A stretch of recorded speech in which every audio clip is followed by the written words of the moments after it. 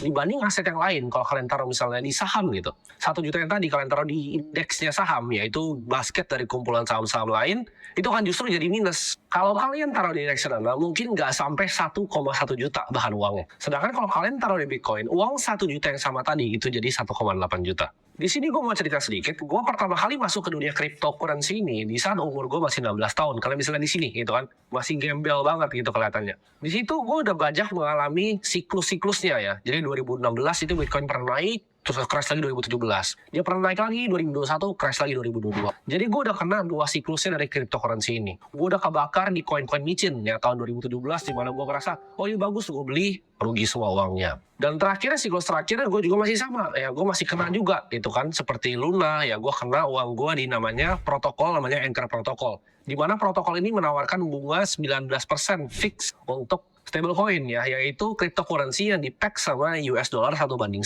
Setelah bertahun-tahun di dunia ini, sampai sekarang portofolio gue itu 90% lebih di cryptocurrency. Jadi gue walk the talk, yang gue ajarin adalah yang gue praktekin sendiri.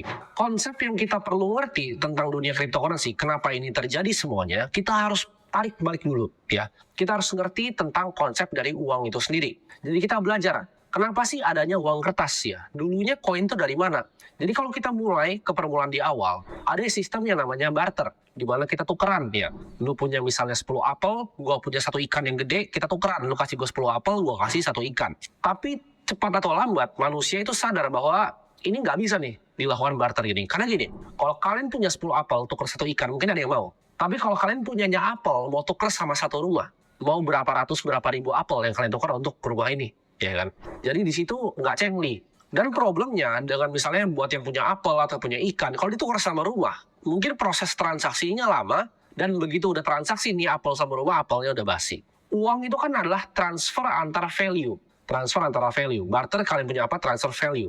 Manusia itu ras yang pintar dan sangat cepat beradaptasi. Jadi kalau metode transfer value-nya ini lebih jelek dibanding yang baru, dia cepat untuk pindah. Habis dari pertama kali barter, kita coba untuk pakai kerang gitu.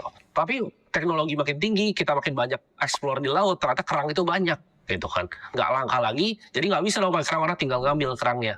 Jadi nggak adil. Jadi transfer antara value ini ya, itu banyak berubah-ubah. Dari awal barter ya kan, kita lihat ada uang dari kerang, kita lihat uang dari garam, kita lihat akhirnya uang kertas pertama kali di dinasti Song Cina, dan akhirnya sampai ke uang kertas di Eropa ya. Nah, awal-awal uang kertas ini di Eropa itu dibikin sama para goldsmith namanya. Jadi mereka itu yang ibaratnya ngelebur-lebur emas, yang bikin emas ya. Tapi mereka sangat cepat sadar. Jadi gini, awalnya uang kertas adalah, misalnya gue punya emas nih 100 gram gitu.